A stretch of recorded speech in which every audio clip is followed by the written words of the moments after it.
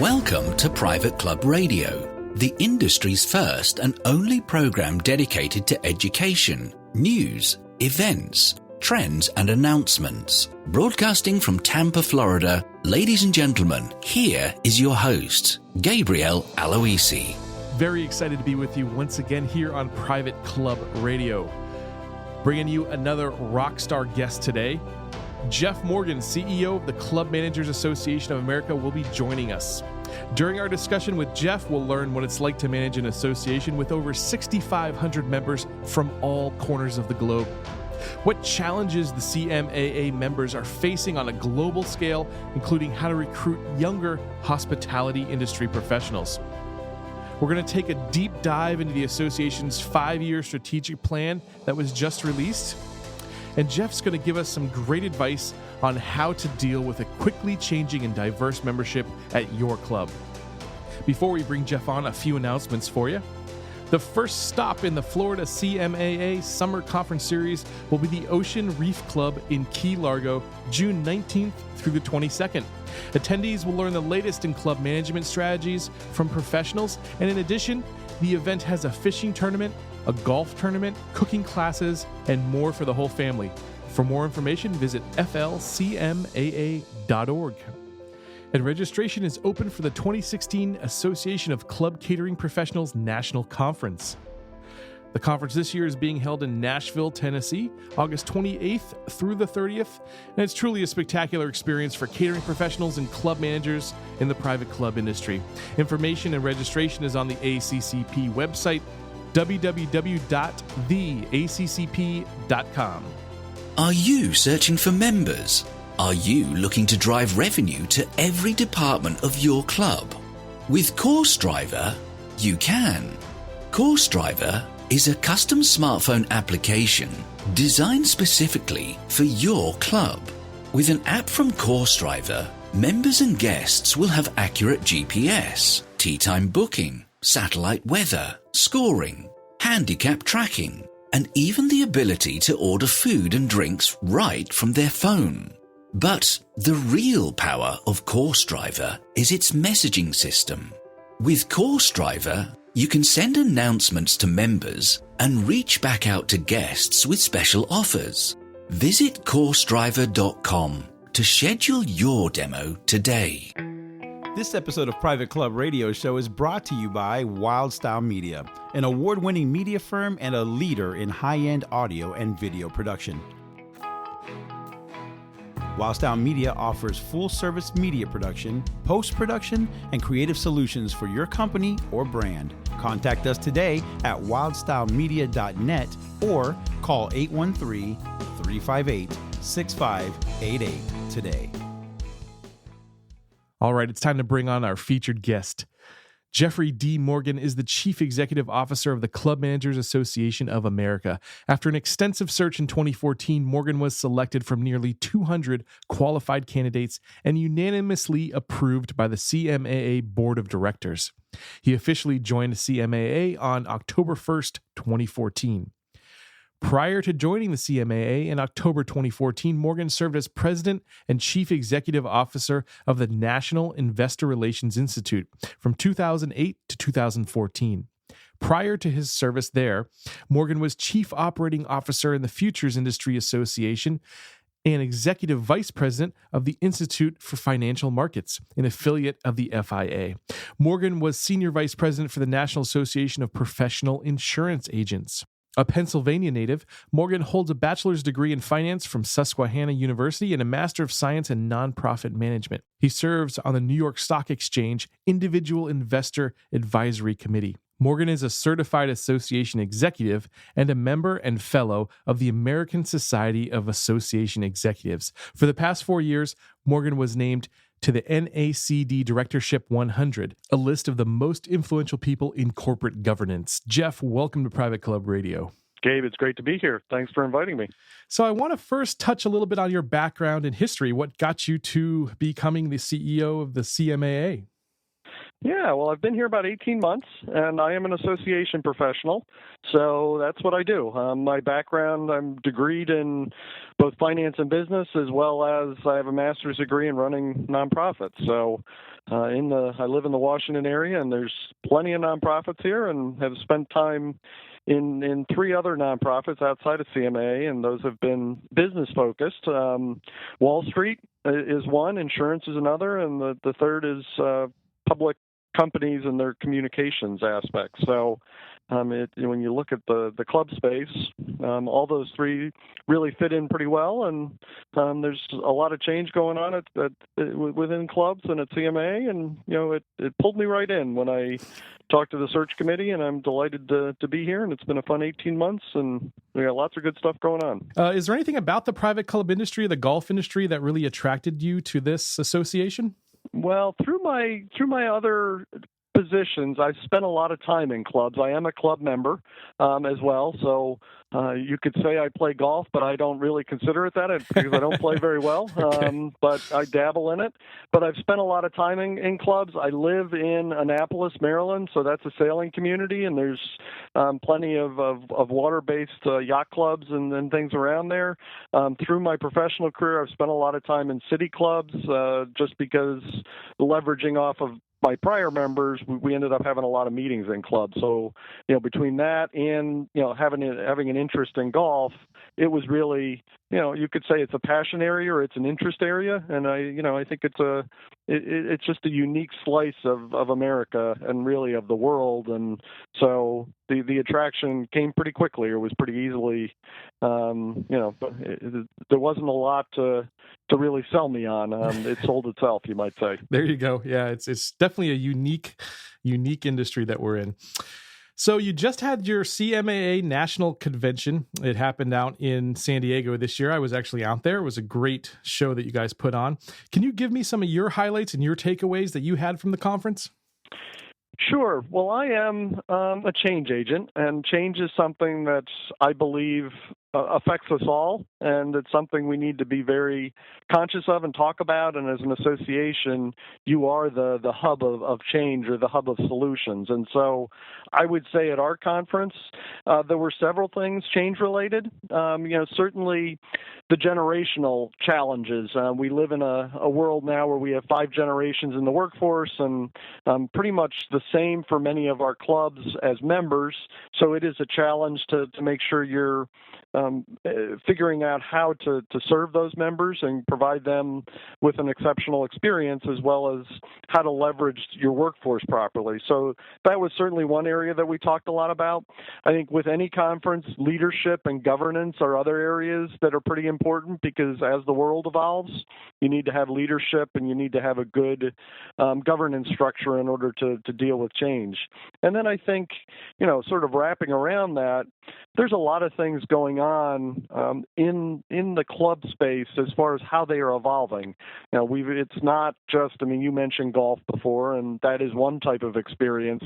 But I would say I look at it, and I think most members as well as club managers look at it and say we have a portfolio of assets by which we provide exceptional experiences to our members. We're really in the happiness business, and so how do we leverage that portfolio in providing a cross-sectional, and then what I mean by cross-sectional is a cross-generational for the full family experience that's going to be excellent. And so we have food and beverage.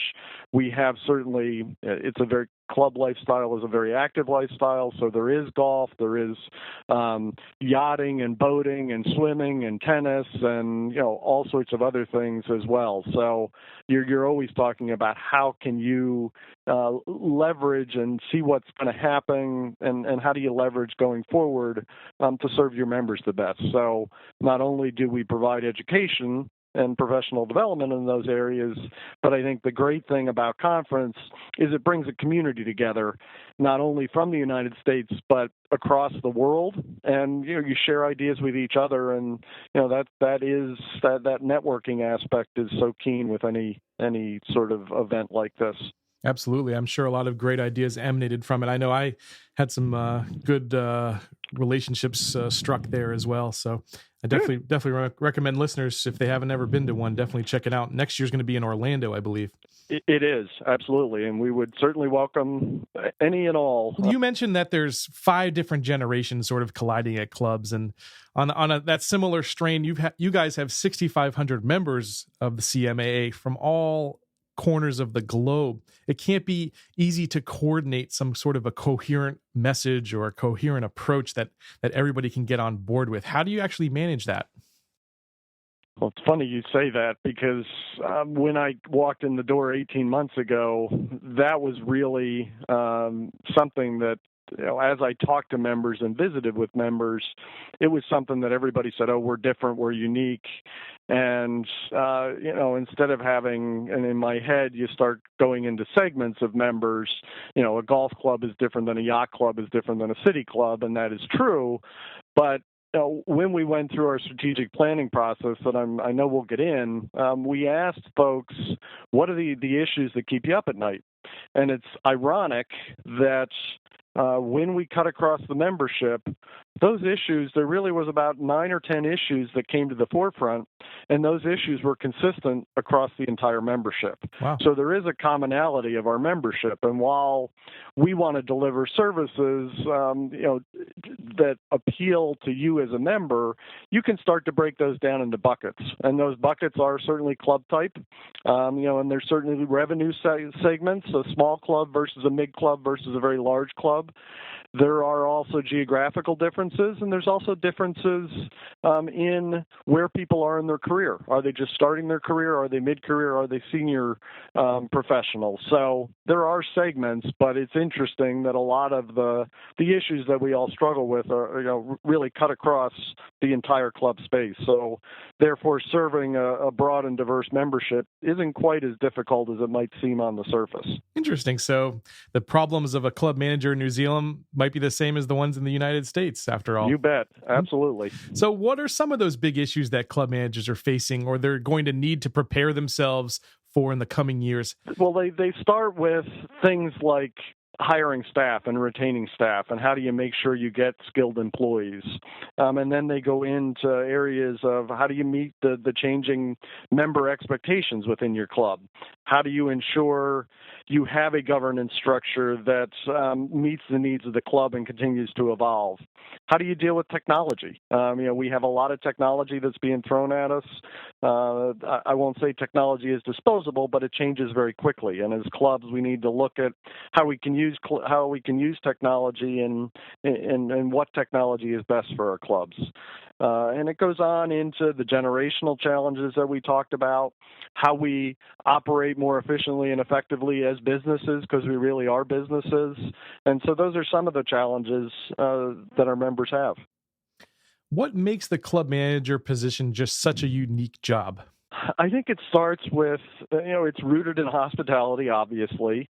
And our business is bringing happiness and providing happiness. And when you come into a club, in essence, it is a resort or an oasis that's in your local community. So we're working when others play, and that's okay.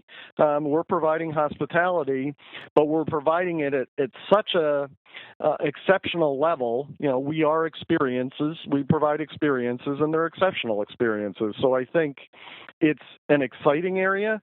It is a challenging profession, but it gives you a tremendous sense of fulfillment to see your members happy, these members you see on a regular basis, and to see them come into the club and relax and just have a great experience. And so it really takes a special professional that can really deliver that type of service at that high level to the members and meet their expectations. I think that's a great distinction that you just made, that this business is providing experiences. I think a lot of times people think of it as they're providing a product or some sort of other outlet, but it's really the experience. That's great advice.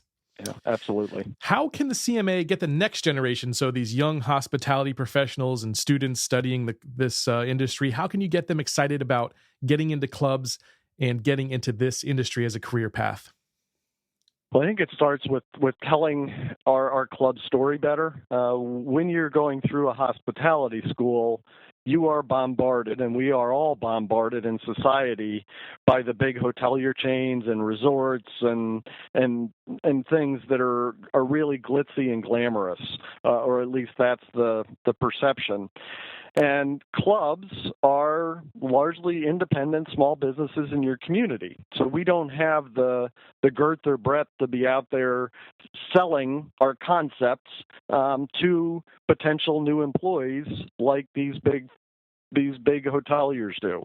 But when you look at sort of the root of what drives millennials, in some of the surveys that you see, 95% of millennials find it's very important to contribute to an organizational mission. So our mission is happiness. What better mission could you have? Right. 90% of millennials desire fun and social work environments.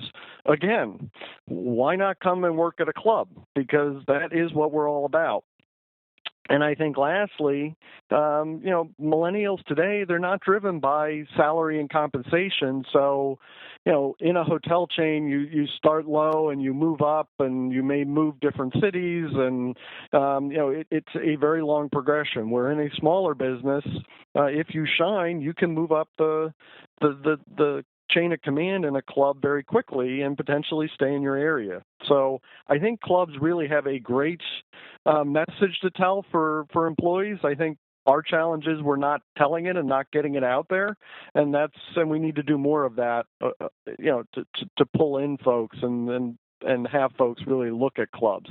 We at CMAA have a very good student program. We have some 50 chapters across the United States, and it is very vibrant. We do a student conference. We help provide internships for young professionals. We do mentoring. So there is a pathway in, and there's a lot of people that once they taste it, they get very excited about clubs. But, it's something that you can't rest on your laurels and continue to need to look at how people are making those decisions, how those young people are making those decisions, and be sure you're out there telling the story. I think at the conference, those were red badges. Am I right? They were. Yeah, there was a lot of them, and they were being in big packs of them. So it seemed like you guys did a great job attracting them to the conference. Thank you. Yeah. So let's get into your strategic plan that we first mentioned. You recently released a 5-year strategic plan, kind of takes the organization through 2020.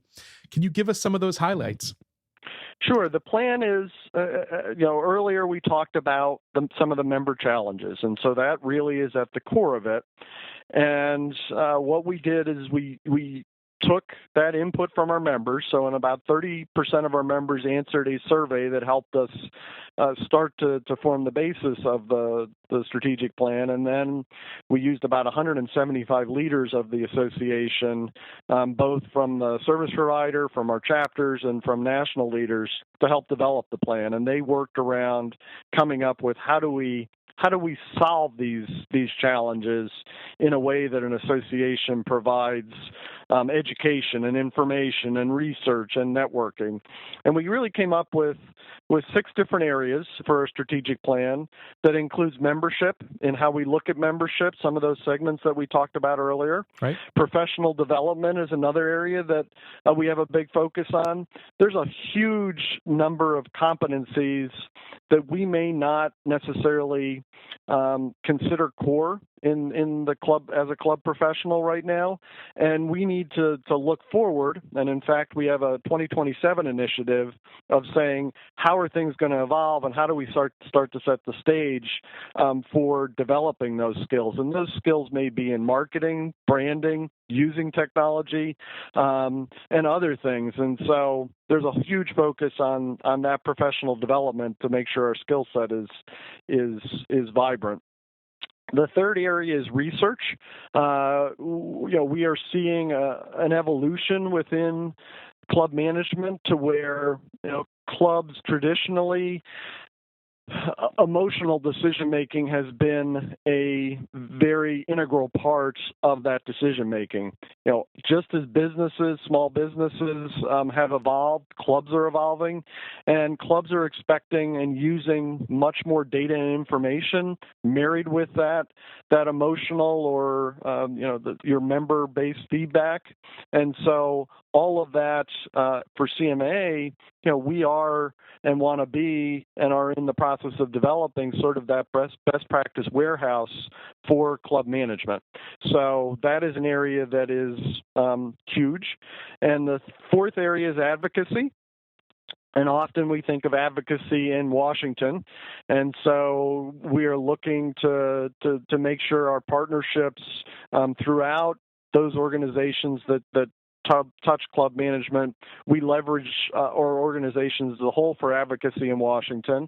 But there's also advocacy in the states, and our chapters, and we have 40-some chapters, have various different sizes and different abilities, and we want to make sure that tax issues and other issues that are happening at the states, our chapters can work on those and have a process to make sure that they get their voice heard as small businesses at the state level. And then the third piece of advocacy is really making sure the club management profession and professional are seen and evolving and growing in the eyes of the boards and in eyes of as club management evolves. So that really is more of a PR type of position from an advocacy standpoint. Sure. And it's focused not only in the U.S., but globally. Our certification program is a global program. We have global partners all over the world in most continents, not Antarctica. We haven't seen that happen yet. Not yet. But we want to make sure that the profession develops globally, consistently across the world. And so that is also a piece of our advocacy. Number 5 is club management, and that really encompasses how the club management profession is changing and talks about clubs are evolving, and so therefore we need to be providing that space to make sure that everybody understands how clubs are evolving. And the last one is an internal piece, and we have some needs internally to upgrade our technology.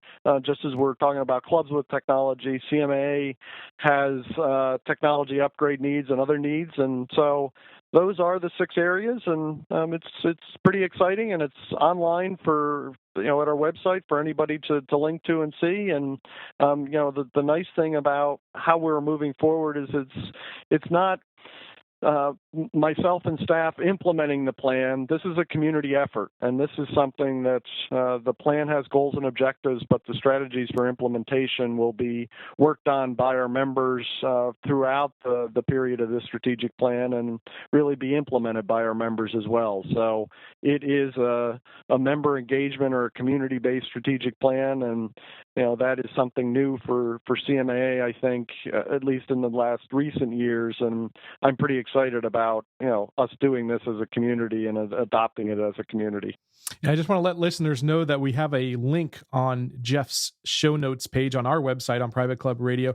You can actually take a look at the strategic plan that the CMAA has developed. Well, and thank you right for from doing there. that. Yeah, no, thank you guys for providing it. And a couple pieces that I took from that. One thing that I noticed is that you guys have a plan to develop like an easily searchable online database of club management knowledge, and I think that is a really excellent thing, especially in this world. Everybody wants information at their fingertips, and it looks like you're going to be able to provide it for folks very easily.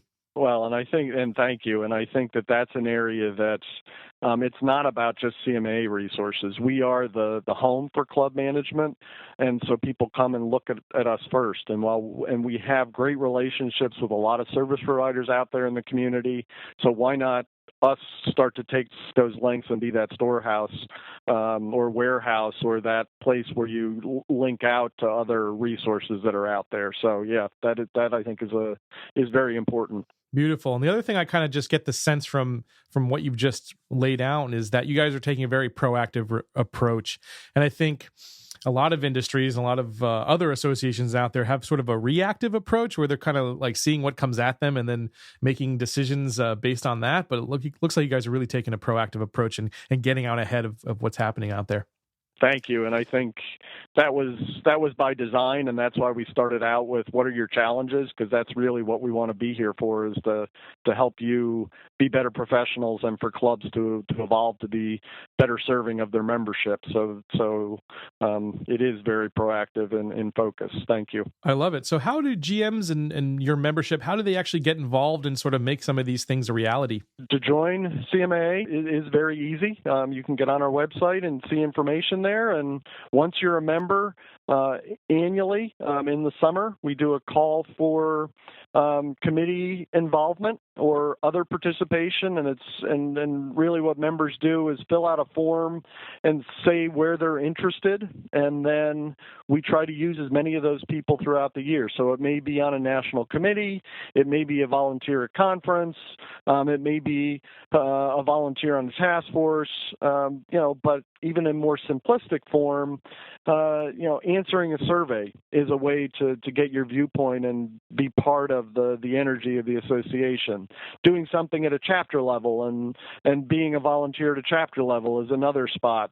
Speaking is another spot. We've just gone through conference. Our ability to apply or submit to speak at next year's conference with your great idea will come up soon, and that's another way to participate. So our association, as in many associations, are very community-based, and the more people get involved, the better the organization is, and the happier you are, and the more you're fulfilled as members. Perfect. So, Jeff, what are your own personal goals for the organization? What do you want your lasting legacy to be? Well, that's a good question. And I would say that my personal goal for the association is that the value proposition is at the highest level possible. Just as our members provide exceptional experiences for their members, I want CMAA to provide the most exceptional experience for our members. And that experience is in information, in community, in networking, in professional development.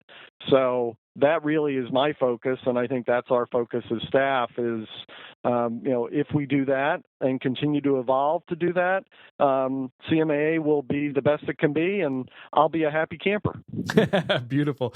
So what are some of the challenges or key issues in this next 5-year stretch that's going to be 2016 to 2020 that your strategic plan covers?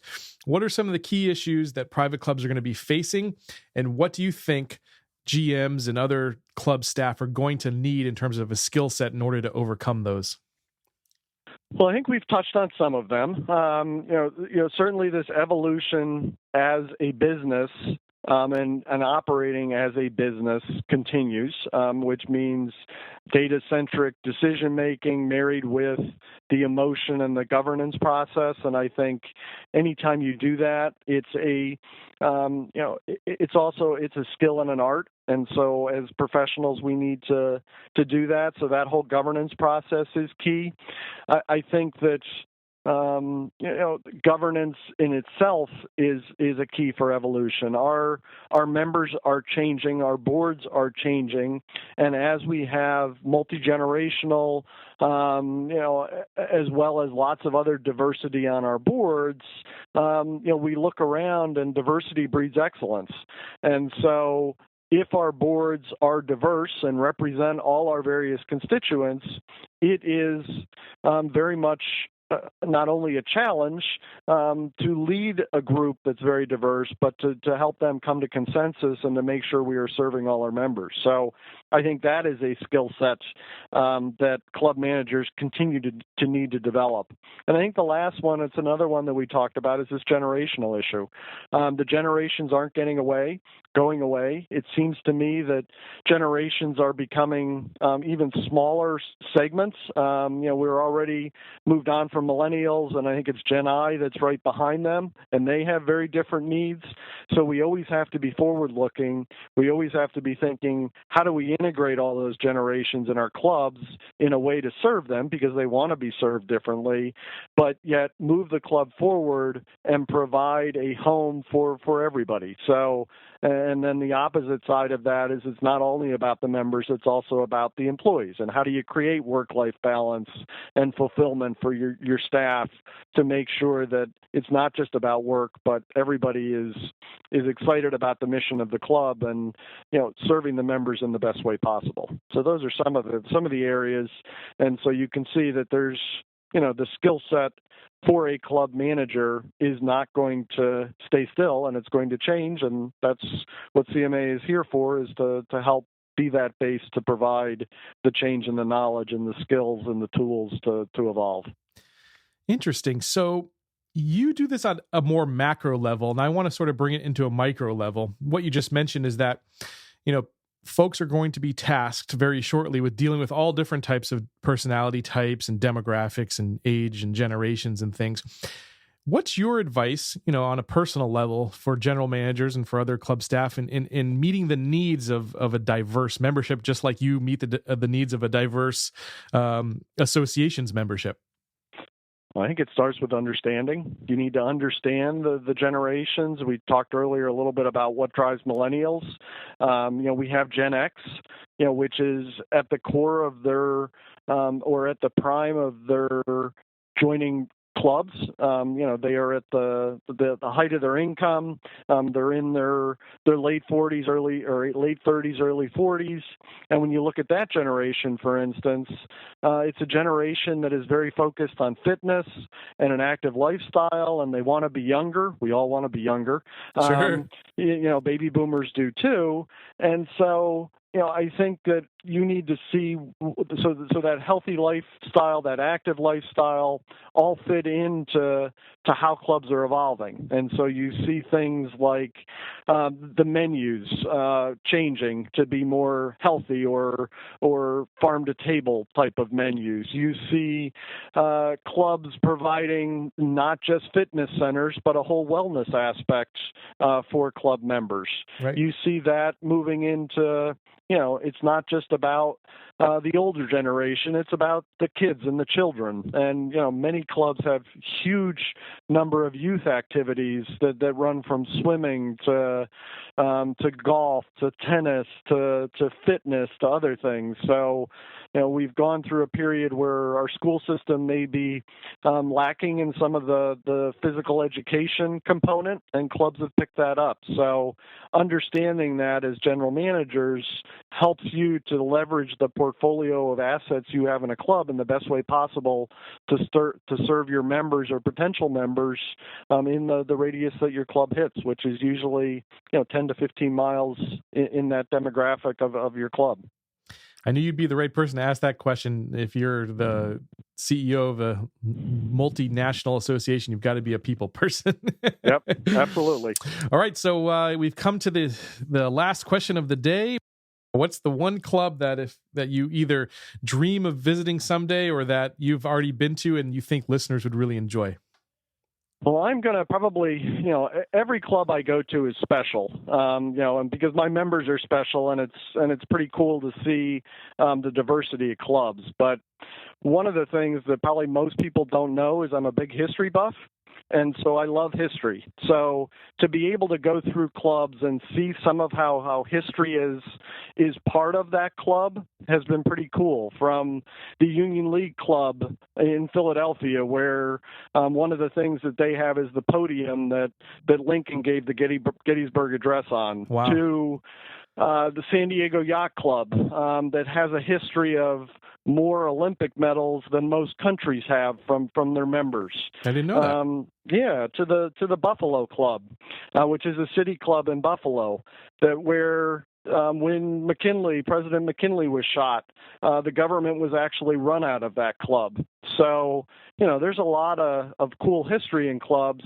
Certainly, when you look closer to probably what you would expect and say something about golf, to be able to have a tour of the Champions locker room at Augusta was pretty awesome, and to see the names on those lockers. So that has been very cool. But I guess what I would say as far as what I haven't done is when you look at the history of clubs, many clubs in the United States have a great history, but when you go over into Europe, particularly the United Kingdom, the history is even deeper. Sure. And CMAA is running a BMI International program this fall to London. And so some of the clubs that we'll visit are the Royal Automobile Club and the Royal Air Force Club. And probably the one that I'm excited about is to be able to visit the All England Club where Wimbledon is played and to be able to see the history and soak up that history. So, I think every club I go to is special, but I think for me, I like to hear the story of the club, and that everybody has a story, even if they're a young club, and that history is what I get so excited about. Great answer. Great list. I'm going to put some of those on my list. Absolutely. Jeff, thank you so much for joining me today. How do folks find out about you and about the CMAA?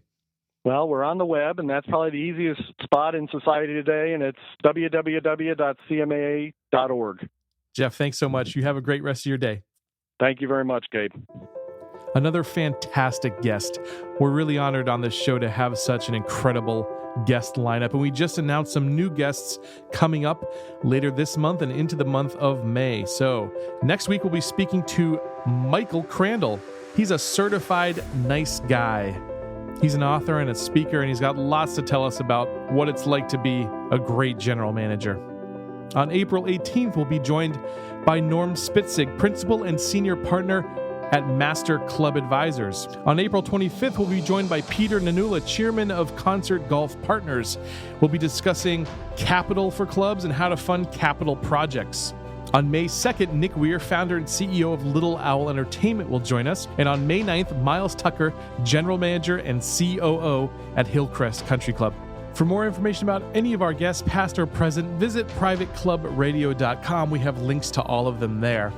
And while you're there, if this is the first time you're listening to the show, go ahead and hit the subscribe today button. That button is going to take you to some direct links and give you some step-by-step directions so you can download this show on your iPhone or on your Android and have it download every new episode each Monday. Don't forget to tell your friends about what we're doing and what we're talking about here on Private Club Radio. Share the love for us. Until next week, here's to your membership success. Just because this round is over doesn't mean you can't enjoy the 19th hole. Check out privateclubradio.com for more. Private Club Radio is brought to you by Shake Creative, the premier marketing and design firm, helping prestigious clubs increase and retain their membership. Visit shaketampa.com to learn more.